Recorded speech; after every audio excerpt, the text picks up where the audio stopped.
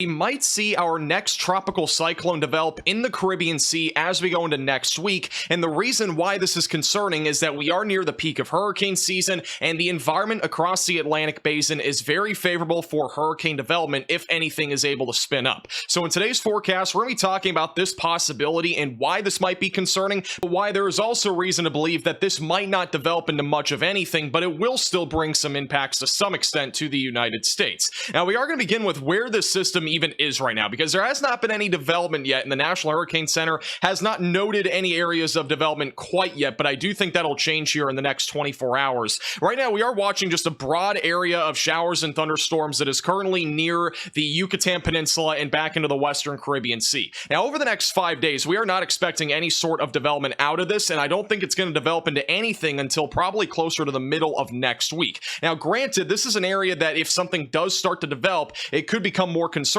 because if something develops, it's more than likely going to go into the Gulf of Mexico. That's just the general track of tropical cyclones that develop in the Caribbean Sea. One thing that we do use for long-term forecasting with the tropics is something called the Global Tropics Hazards Outlook from the Climate Prediction Center, and the importance of this is that it does give us an idea of where the National Hurricane Center could be watching for some development as we go throughout the next week or two. So this is week 2 from September 25th until October 1st, and notice in the Caribbean Sea, they actually have a dark red shaded area, which this is not something you see very frequently, especially long term, but basically what this indicates is at least a 60% chance of a tropical cyclone developing in that area. So there's obviously a lot of confidence here that we are going to see some sort of tropical cyclone attempt to develop in the Western Caribbean Sea as we go into the tail end here of September, which right now I'm thinking between September 24th and 28th would be the time frame to watch for development in the Caribbean Sea. Now, that doesn't mean we can't see something after that. It's just when the development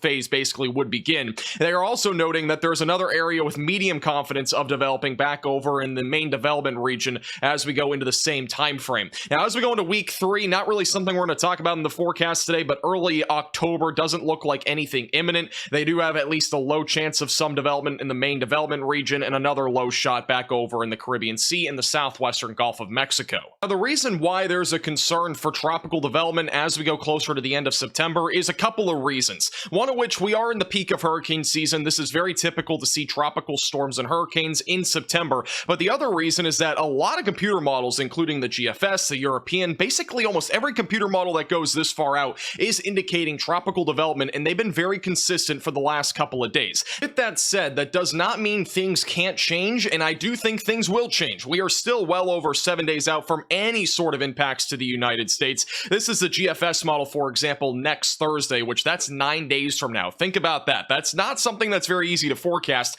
especially with one deterministic model. But do notice that it does bring at least a tropical storm, if not a hurricane, into the Gulf of Mexico. 979 millibars would be at least a hurricane of some sort, and then it eventually races off to the north and east. Another deterministic model that we can look at is the European model, which this model, as we go into September 26th and 27th, doesn't really show much of any development, just shows an elongated area of disorganized thunderstorm activity. So that's another possibility that is definitely not out of play. I mean, again, this is still over 7 days out. Things could change, but the reason why I'm making this forecast is that it's being talked about a lot right now, but there is a lot of uncertainty. We are still over a week out. Now, the European AI model, which this literally used artificial intelligence to make forecasts, has been very accurate so far this season. It was very accurate with Francine. Now, granted, this is over 7 days out, so again, anything could happen really, but this is what it shows as we go into next weekend around September 28th. Notice how it has an intensifying hurricane moving into the Gulf of Mexico.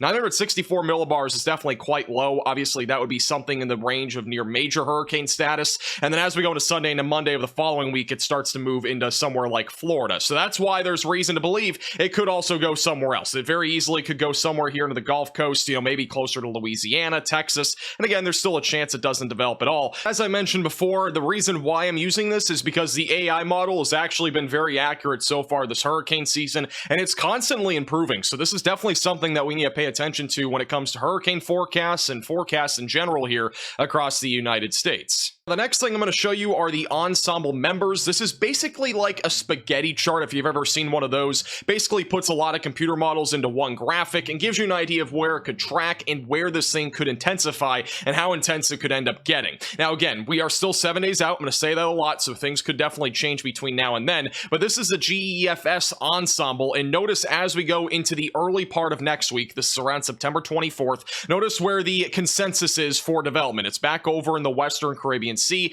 Most of these ensemble members keep the pressure anywhere from 990 millibars back to about 1005. So if this does end up developing by this point, it would probably just be a tropical storm. Then once we go later into the week, by Wednesday into Thursday, the spread becomes pretty large. We are looking at a large area where this potential tropical system could go. It could go into the Gulf of Mexico. That's obviously worst case scenario. It also could go towards the Bahamas and kind of go out to sea. That would be slightly better case scenario, but not really, because either way, I think this is going to intensify to some extent. Whether that intensifies to a category 1 hurricane or something beyond that, that's again still very uncertain. And then as we go into Thursday into Friday, a lot of the members are still in a very large spread, anywhere from Bermuda all the way back over here into the central Gulf of Mexico. And notice how some of them bring it towards Texas, and then also others bring it just up the East Coast. That is why there's still a lot of uncertainty. That's why I'm saying do not put all your Easter eggs into one basket. We definitely could see changes between now and then, and we definitely will with this sort of time frame. This is the GEPS ensemble members, so just another ensemble group. This one's been pretty consistent for the last couple of days as well, just showing a large spread though. Again, anywhere from Florida all the way back over into the Yucatan Peninsula as we go into the middle of next week. Right now, if we do see landfall out of this in the United States, it appears as if that'll be sometime between Wednesday and Friday of next week. So there's a lot of time between now and then, just giving you a little early heads up in case this thing does end up developing. And then also the GEPS, a few of the ensemble members show it kind of lagging here in the Gulf of Mexico over the weekend, which is another possibility for sure. But again, just too uncertain right now with there not being anything that's officially developed yet. The EPS ensemble members also showing kind of a general same sort of thing. The EPS is a little bit weaker though in nature. We only have a couple of ensemble members that actually intensify this in the Gulf of Mexico, down to like 945 millibars, 963, but there's a lot of them that are around 1000 millibars, which would just simply be a tropical storm or a tropical depression or just a disorganized area of showers and thunderstorms. So the EPS not nearly as bullish as the other models when it comes to pure intensity out of this system, but it still has a pretty good gist of the track at least. As a reminder, the Atlantic Ocean is very favorable for tropical development as the sea surface temperatures are still well into the upper 20s and low 30s in Celsius for water temperatures, which is again around 90 degrees or so in Fahrenheit. So it's a very favorable environment overall. Any tropical system that can get going will more than likely quickly intensify, bearing any sort of dry air or shear that's in place. Now, obviously, we are still in September, but this is going to be a pretty similar thing that we're going to see in October, where any tropical cyclones that do try to develop or end up developing are more likely than not going to develop somewhere in the Caribbean Sea or the far western part of the Atlantic Ocean. Now, granted, the water temperatures are way above average, even in the main development region, so we could still see development out here somewhere. But overall, the general idea is that a lot of tropical cyclones usually go up this direction, somewhere into Florida, and then eventually up the East Coast. This one's kind of looking like that right now, at least from what we've been seeing with the models. Now, granted, again, it could literally go anywhere if it develops, and it might not even develop into much of anything, but at the bare minimum, I do think we are going to see rain in Florida if this does not become a tropical cyclone. Now, if it becomes a tropical cyclone, we're going to be dealing with some pretty big issues, I think, especially for those in Florida, perhaps even back over in Texas, depending on where this thing does end up tracking. If you want some good news, we are now starting to go on the downslope of the peak of hurricane season. Granted, we are still going to be dealing with probably at least a few more named storms between now and November 1st, and we might even see something after that, but at least we are starting to get closer to the end of hurricane season. But again, we are still in September. It's going to probably stay active here for the next couple of months. Make sure to subscribe to the channel and as well as like the video. We'll keep you posted with the latest with hurricane season with no hype here on the channel.